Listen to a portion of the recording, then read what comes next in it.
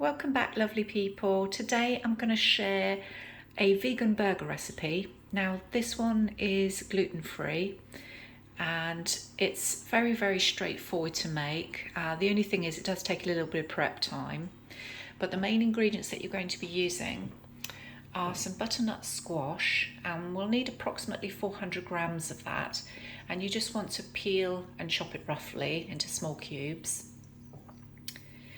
You need roughly 1 tin or about 400 grams of black beans, and just give them a good rinse before you use them. Also, you need 120 grams of dried brown rice, and again just give it a good rinse before you use it. We want approximately 30 grams of gluten-free breadcrumbs. Now, I've just used some bread that I have stored in the freezer, which is from one of my loaf recipes. So if you do want to check that out, that is gluten-free. Just have a look at the recipes below. But yeah, this one is approximately 30 grams. And we're going to use some spices. Now, we want about half a teaspoon of garlic powder, half a teaspoon of smoked paprika, and half a teaspoon of ground cumin. And we're also going to use half a teaspoon of sea salt and half a teaspoon of black pepper. If you wish, you can replace that with white pepper, but for this recipe we're going to use black today. We're also going to use 2 tablespoons of gluten-free rice flour. This is white rice flour.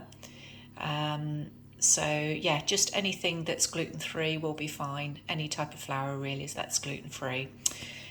And we're also going to use 1 medium to large onion and just peel and chop it small as I've done here.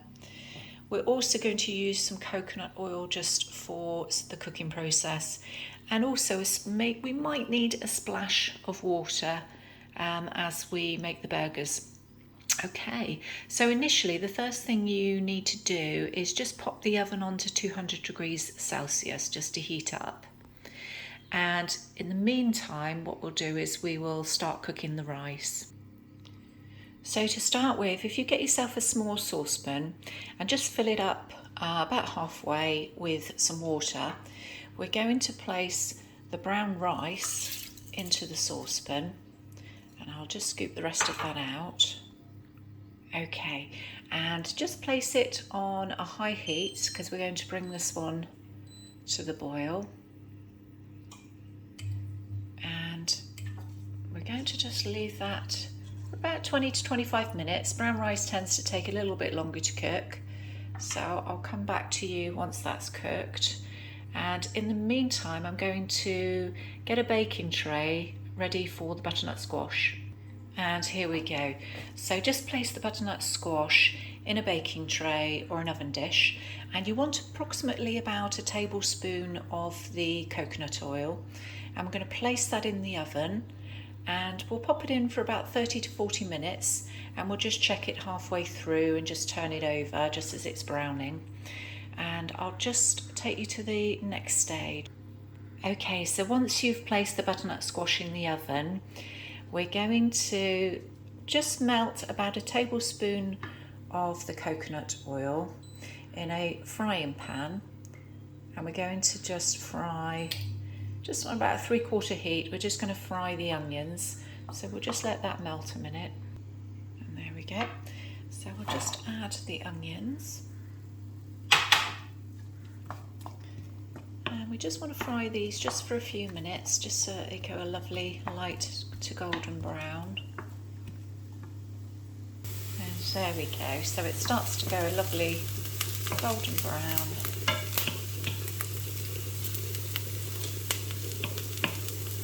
So we can turn this one off now, and we're just going to pop it aside for a moment.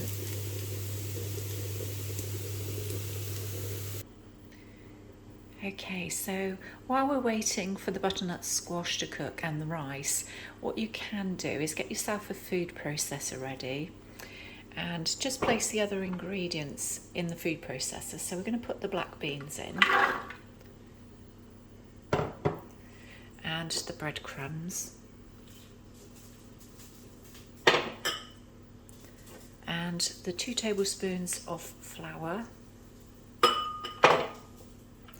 the salt and pepper, and the 3 spices: garlic, smoked paprika and cumin. Okay.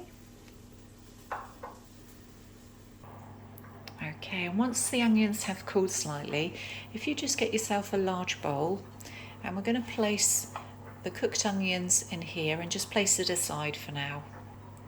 And there we go. And this one we will come back to once we've prepared the burger mixture.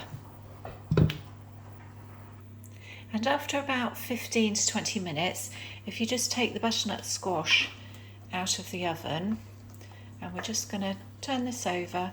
Oops.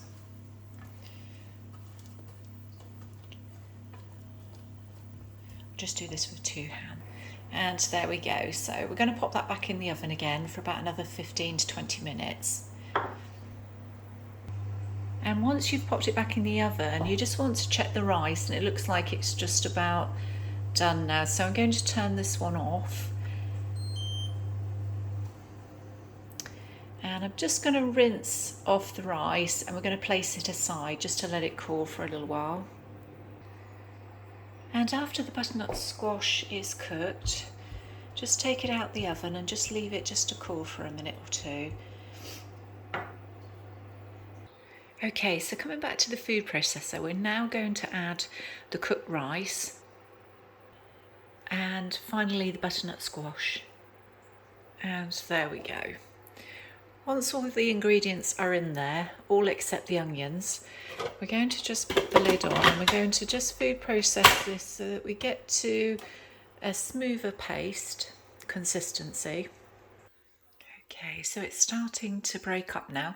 We just want to just add a tiny splash of water. You really don't need much.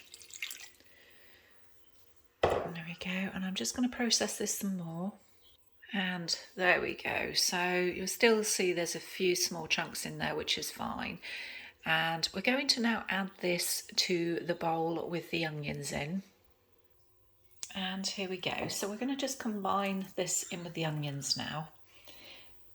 And there we go. So really what we're going to do now this is a little bit messy. The mixture is quite sticky, so we're going to make some flat round ball shapes, and I'll show you sort of roughly the size that I do, but you can make these particularly any size that you want, really, whatever size you want your burgers to be. And I've just put a little bit of gluten-free flour just down, just to help, because obviously it's a very sticky mixture, just while I make up the balls. And this is roughly the size that I'm aiming for. And I'm going to make up a few of these now. And as you can see, I've just coated it a bit in the flour just to prevent some of the stickiness. And I'm going to store this in the freeze once it's cooled down. But what I'll do is I'll pop it in some greaseproof paper just to help sort of stop them sticking with each other. These freeze really well for up to 3 months.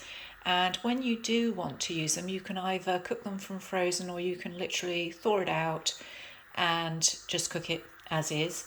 And the best way I find is to use a frying pan with some coconut oil or oil of your choice, and just fry it for several minutes on each side just so that it browns off.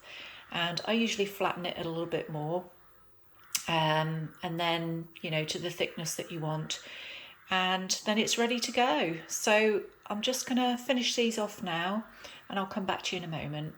And here we go. So I've made 8 out of this batch, and as you can see they're quite a reasonable size, so you can make these a bit larger or smaller depending on what you want to achieve, really. Now how I actually store them is I'll get a large container for the freezer, plastic one, and just place some greaseproof paper in the bottom. Obviously these have got a bit of flour on them now, so they're a bit easier, they're not quite so sticky.